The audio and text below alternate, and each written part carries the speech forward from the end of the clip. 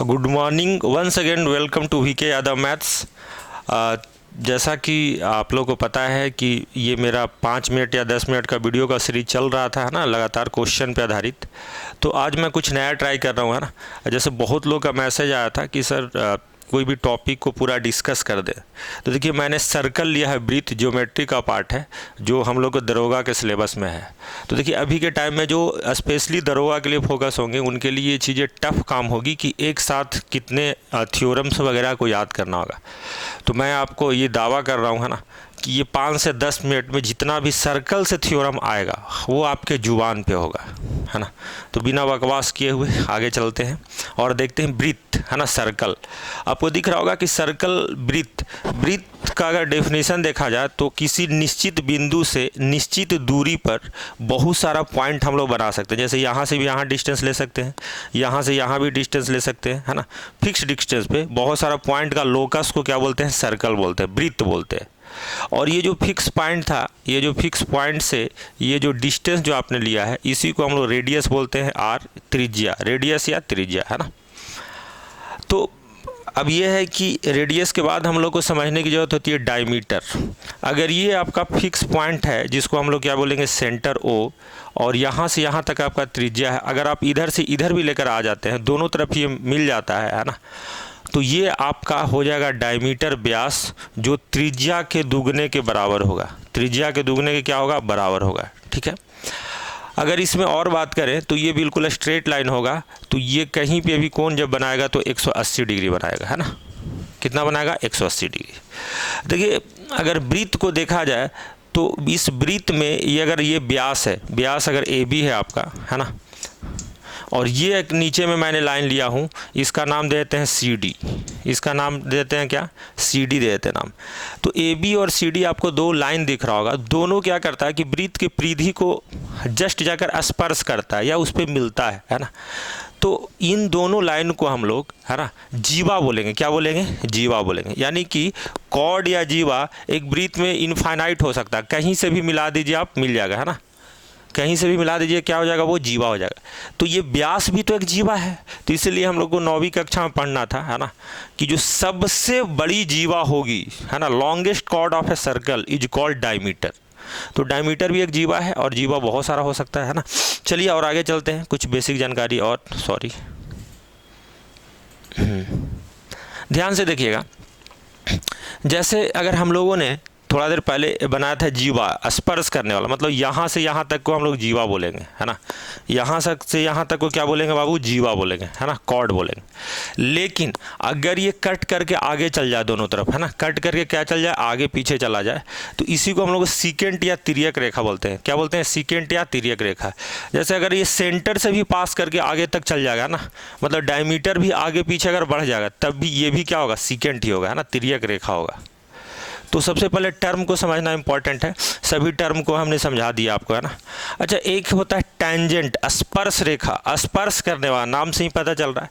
तो अगर ब्रीथ के किसी एक बिंदु से, मतलब किसी एक बिंदु को भी स्पर्श करता हुआ एक सीधा रेखा जाए, है ना, एक स्ट्रेट लाइन जाए, है ना, तो उसको हम लोग टेंजेंट बोलेंगे।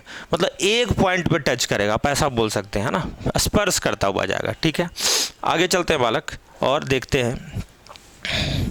चलिए, अब बात होती है थ्योरम, प्रमेय के बारे में। यहाँ से जो था वहाँ तक तो बेसिक जानकारी थी, है ना।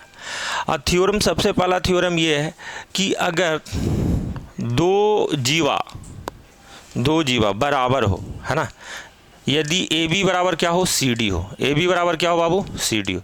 कोई ज़रूरी नहीं है कि पैरेलल ही होगा, है ना।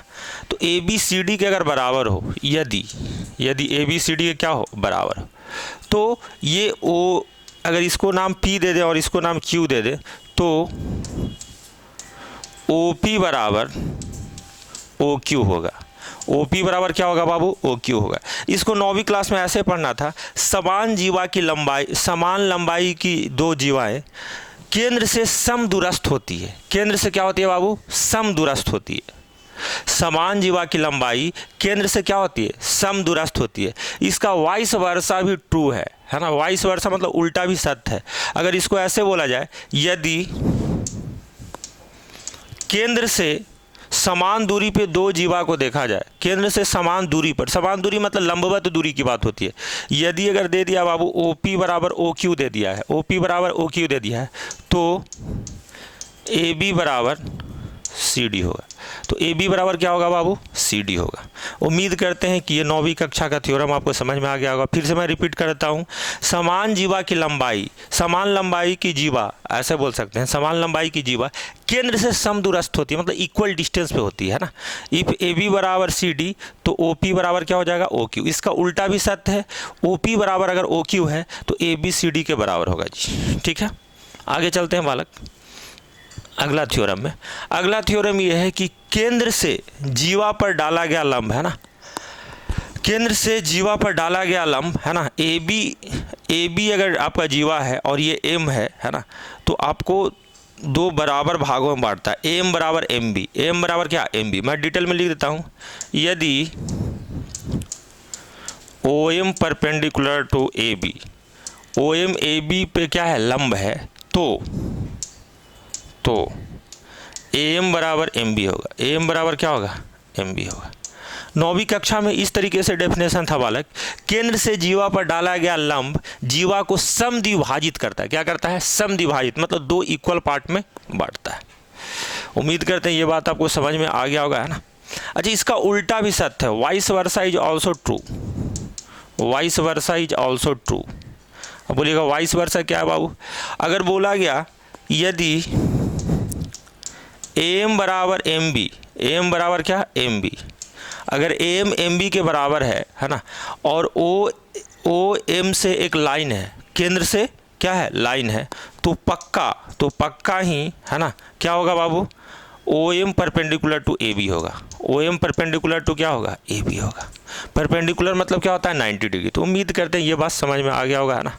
ठीक, आगे चलते हैं अगला थ्योरम में। अगला थ्योरम आप देख रहे होंगे जैसा कि एक कॉर्ड है AB और दूसरा कॉर्ड क्या है? CD, है ना। एक जीवा है AB और दूसरा जीवा क्या? CD। एक दूसरे को अंदर में इंटरनली कट कर रहे हैं P बिंदु पर। किस बिंदु पे कट कर रहे हैं? P बिंदु पर। और यहाँ पर देखेंगे तो हमने बताया था आपको सेकेंड के बारे में, तिर्यक रेखा के बारे में, कि अगर AB को अगर बाहर बढ़ा दे, है ना, आइदर साइड कहीं भी बाहर बढ़ जाएगा तो वो एक सेकेंड हो जाएगा, है ना। तो आप ऐसे बोल सकते हैं या ऐसे भी बोल सकते हैं कि AB जीवा को अगर P बिंदु तक बढ़ाया गया, है ना, और CD को P तक बढ़ाया गया, AB को P तक बढ़ाया गया और CD को P तक बढ़ाया गया, मतलब ऐसे ही बोल सकते हैं कि दो जीवा AB और CD अगर बढ़कर, है ना, बढ़ाने पर P बिंदु पर कट करते हैं, तो ये दो जीवा एक दूसरे को एक्सटर्नली कट कर रहे हैं, बाहर में कट कर रहे हैं, और ये कहाँ कट कर रहे हैं बाबू? अंदर कट कर रहे हैं। तो देखिए दोनों के लिए सेम चीज़ ही बताएंगे, और जीवन में कभी भूल गए तो आप हमको मतलब कमेंट कर सकते हैं कि गुरुजी ये जीवन में कभी नहीं भूलेंगे, है ना। या भूलने का अगर आपको लगे कि ऐसा हम भूल सकते हैं तो कमेंट जरूर करेंगे, फिर मुझे अपने ऊपर शक हो जाएगा जिस तरीके से मैं बनाया हुआ हूँ बालक इसको, है ना। तो देखिए हमने इसमें जीवा को पहले लिख देते हैं। कौन सा जीवा है? A और B। यहाँ पर लिख दिए A और B। सेम चीज़ इसमें भी है, A और B जीवा, है ना, AB जीवा एक, है ना, और एक जीवा क्या है बाबू? CD। दोनों के लिए वैलिड है, बात को समझिएगा। अगर दो जीवा एक दूसरे को अंदर में कट करती है और दो जीवा एक दूसरे को बाहर में कट करती है ना, दोनों के लिए ये संभव है। अब ध्यान से देखिएगा, अगर AB को लिखा मैंने और CD को लिखा, ठीक है। अच्छा, ये जिस बिंदु पे कट कर रहे हैं बाबू, है ना, उसका नाम क्या है? P। यहाँ पर भी नाम P है, वहाँ पे भी नाम P है, तो सब जगह हम लोग P लगा देंगे। सब जगह हम लोग क्या लगा देंगे? P लगा देंगे। सब जगह हमने क्या लगा दिया? P। और बीच में गुना कर देंगे, इधर भी क्या कर देंगे? गुना कर देंगे। तो ये क्या हो जाएगा? बराबर। यानी कि अभी कभी भी जीवन में आपको भूलने की जरूरत नहीं है। हम लोग क्या करेंगे? AB और CD को लिख देंगे और सब में क्या लगा देंगे? P लगा देंगे। तो ये दोनों के लिए सेम फार्मूला होगा, दोनों के लिए क्या होगा? सेम फार्मूला होगा, AP इंटू BP और CP इंटू DP। इस पर भी एग्जाम में बहुत सारा क्वेश्चन आता है, या आप प्रैक्टिस सेट बना रहे होंगे तो आता होगा ना। चलिए आगे चलते हैं। अब देखिए यहाँ पर सिचुएशन आ गया कि एक AB एक जीवा था, उसको बढ़ाया गया P बिंदु तक, और ये स्पर्श रेखा है, एक बिंदु पे स्पर्श कर रहा है बाबू, तो बताए हैं क्या है? ये स्पर्श रेखा। क्या है ये? स्पर्श रेखा।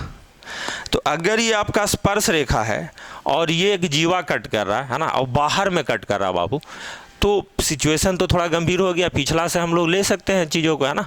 हाँ, तो हम बोलेंगे सर हमने लिखा था पिछली बार A और B, और यहाँ पर अगर देखा जाए, अगर ये जीवा रहता तब 2 पॉइंट को हम लोग लिख सकते थे जीवा को, लेकिन ये सिर्फ एक ही पॉइंट पे टच करता है स्पर्श रेखा, तो हम 2 बार टी लिखेंगे। क्या लिखेंगे? 2 बार टी, है ना, 2 बार क्या लिखेंगे? टी।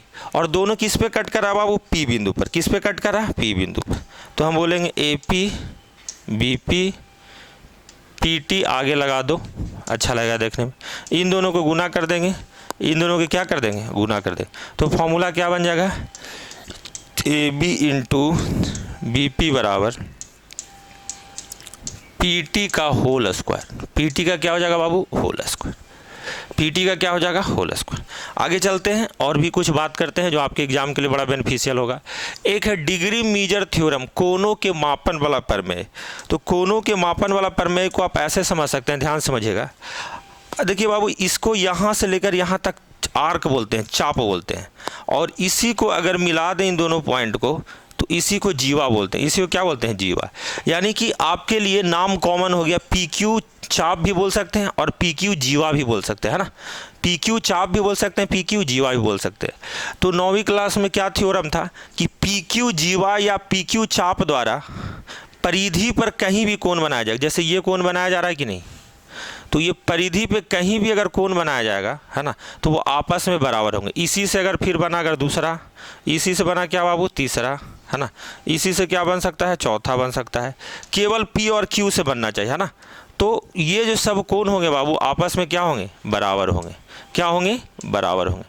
मतलब कि एक ही चाप द्वारा अलग अलग सरकमफेरेंस के अलग अलग बिंदु पर अंतरित जो कोण होगा, है ना, सबटेंडेड जो एंगल होगा, वो आपस में क्या होंगे? बराबर होंगे, है ना। इंग्लिश में angle subtends on circumference of a circle by any chord is equal.